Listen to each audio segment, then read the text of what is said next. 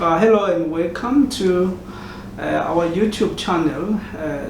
Today I'll be speaking about women's health. Thanks to the technical team, thanks to Sizwe Sizwe Photography for making this a possibility. And thanks to everyone who's tuning in. They're joining us live on our Facebook page, Mngadi. You can actually follow me as HS Mngadi on the Facebook and like us, discuss with us. We specialize in health matters and we like to be involved to extend your life, make it easier, make it lovable, and improve the quality of life. So as we know that we're coming from the Women's Day, and we are still in the Women's Month. We are left with about a week.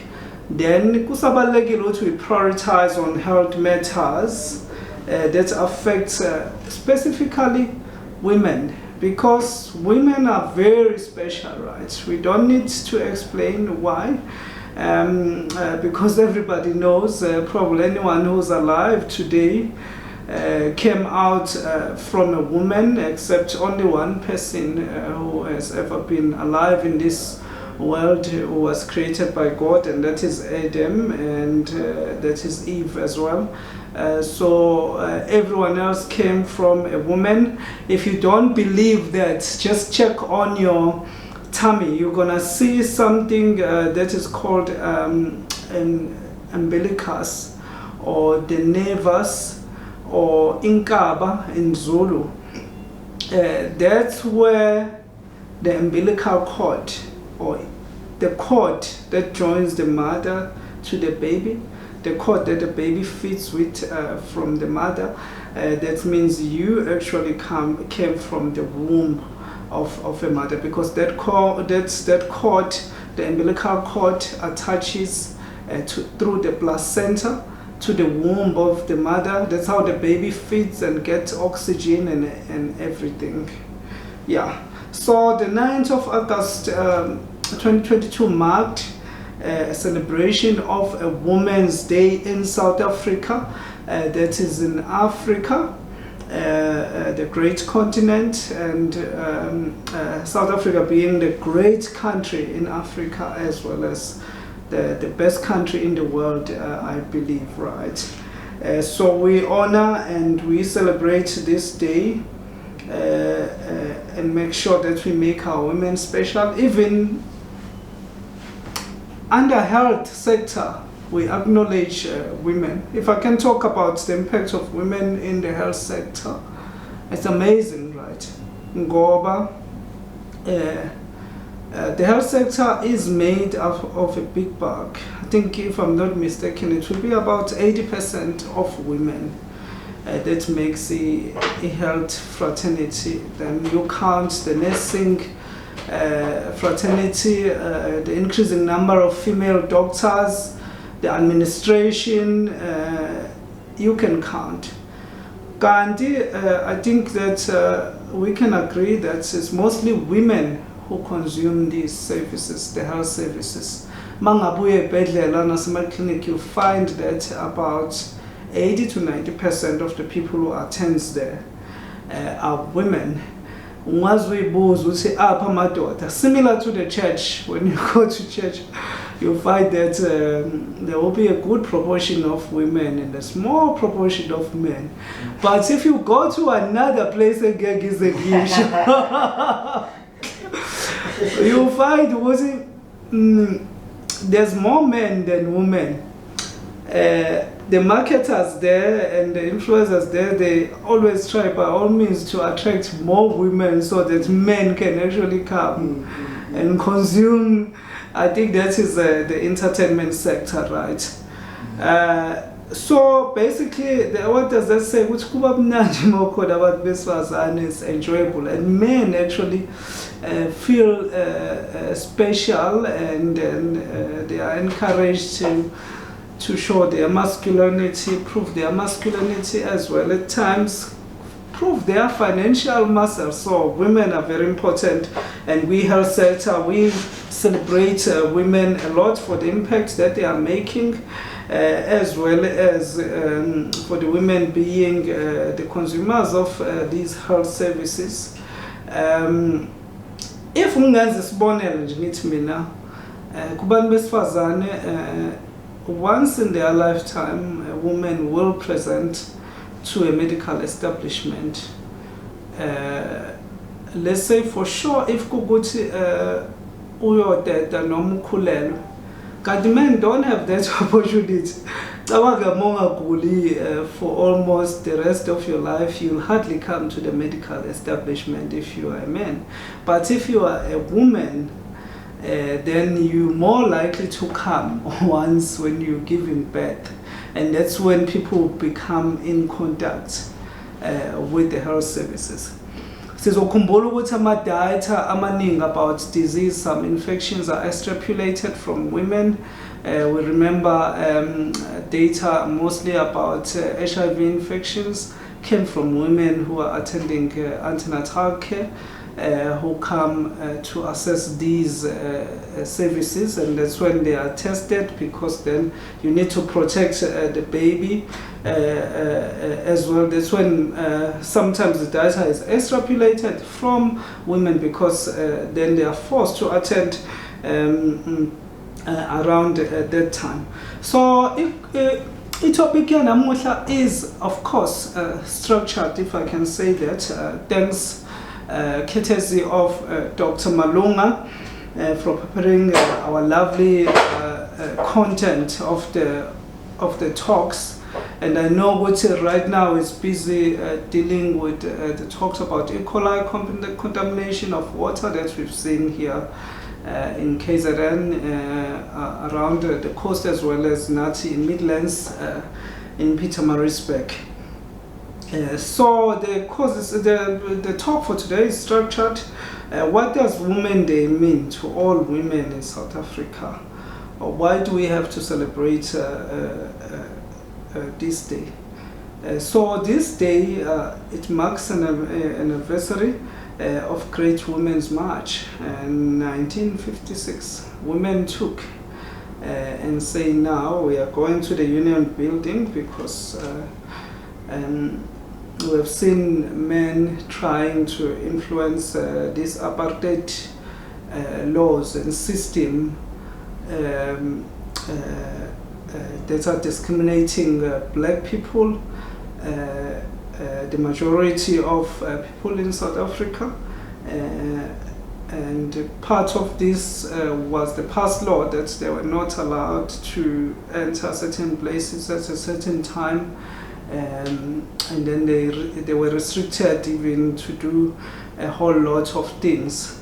My daughter was writing, I think it must be a history essay about apartheid. I was like, for our kids to actually read about things like this, it is great history.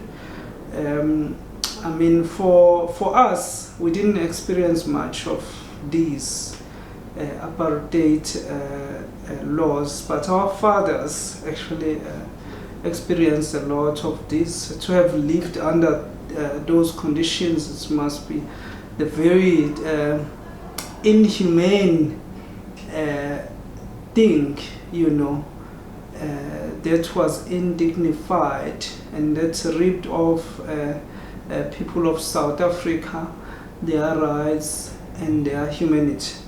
And so we are happy ukuthi manje this is in the past, and then we celebrating these days, these anniversaries, these moments that people took out and went to fight. And these women were the women who had been tired. They will work in the city, have to go at a certain time.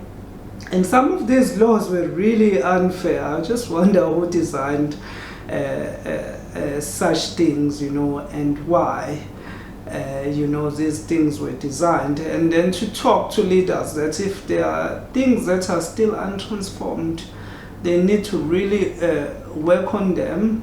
And then the gender equality issues, even across races, is still an issue, because not only that it was only black women who were discriminated and that time and deprived of opportunities, but even white women didn't have much of the rights,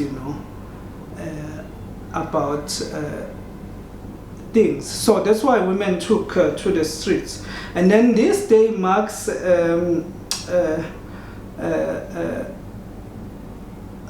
time where we should actually talk about issues around women, because there still tells remnants of apartheid and its violence that it has left into our community. Around 1994, there was a lot of wars, especially in township. Even townships today are still very violent in a sense, because if you fight an unjust system, then you must know that for every action there will be a reaction. Then you'll find that people are still, they still have those hearts. And to make the apartheid survive for years, there was a whole lot of propaganda that had to actually go on, as well as a whole lot of unjust things that made people not to talk about this, not to fight about this, and squeeze people into corners. So now we talk about issues of transformation of women, health, we talk about domestic violence, we talk about discrimination, harassment in workplace, sexual violence. We talk about issues that some women are still not paid equal to men while they're doing the same job, as well as we talk about educating girls. We talk about removing unjust cultures. We talk about things that really demean women, women genital mutilation, all those things, they are unjust health things that we need to actually discuss while we're talking about issues of equal pay.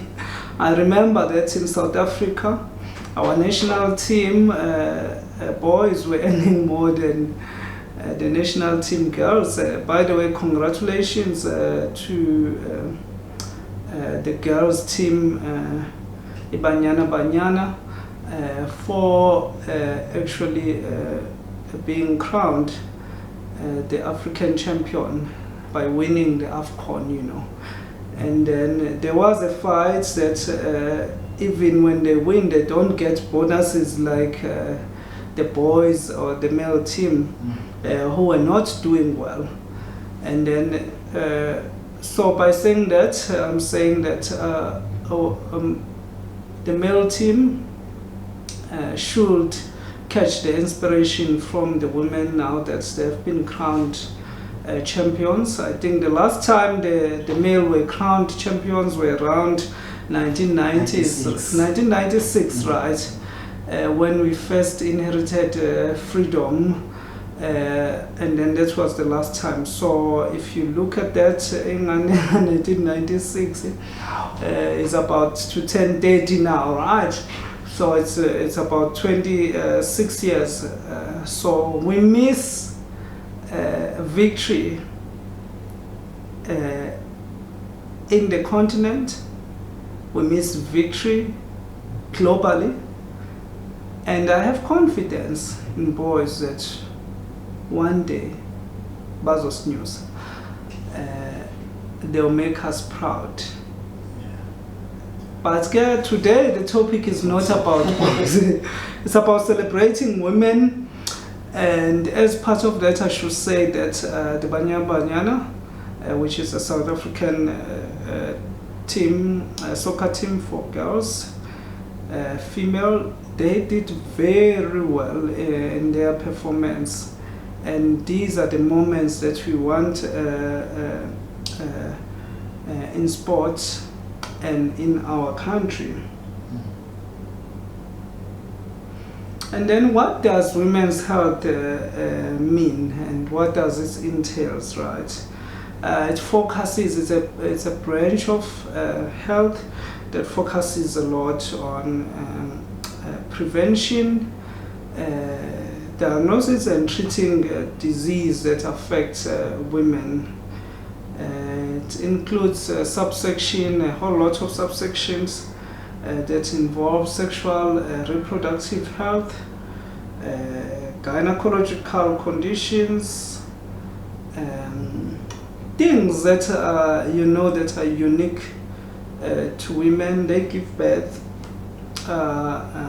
so they must have a womb, and then they may be prone to cancers, cervical cancers, and then they've got breast. Men don't have breasts, they are prone to breast cancers, and then the whole genital system is unique to women, and some of these things, they can make them prone to actually some disease than men. So when we talk about sexual reproductive, we need to talk about family planning for obvious reasons, right? Because a woman carries a child, she must be ready to fall pregnant, she must be healthy, she must be of good age to be able to carry that. She must have resources and finances. Once a man hears a woman is pregnant, thinks twice. Am I running away? Am I supporting? Ay, boy, my daughter. So the right way is that when a woman says I'm pregnant, and you know what you are responsible for that, be supportive. The same as say like, we are pregnant because this woman didn't make herself pregnant. There's only one woman who fell pregnant without a man's involvement, and that was Mary, right? And then gave birth to Jesus. Everyone else who's pregnant, there must be a man involved, and that man must be responsible. If good for some reasons you are far away, make sure that you provide support. Emotional support, financial support is very important because the woman who's pregnant needs to attend a clinic on regular basis. They become sick. They don't eat just any food, a specific food that is healthy that they must eat. And then you find what at times they cannot even go to work because now the pregnancy is affecting them, the pregnancy changes. Then the men must go and work and make sure that they bring food until this baby is born. When the baby is born, they then have to look up after the baby. So one can say it's so unfair, but I mean, who else can do it? My daughter can't do that, you know. And it's a God's nature. And I always say God was a great creator, a great architect of humanity. Just imagine if men had to deal with these things. You know, if men had to be pregnant, it was going to be a disaster, because one will be pregnant and be busy drinking out there.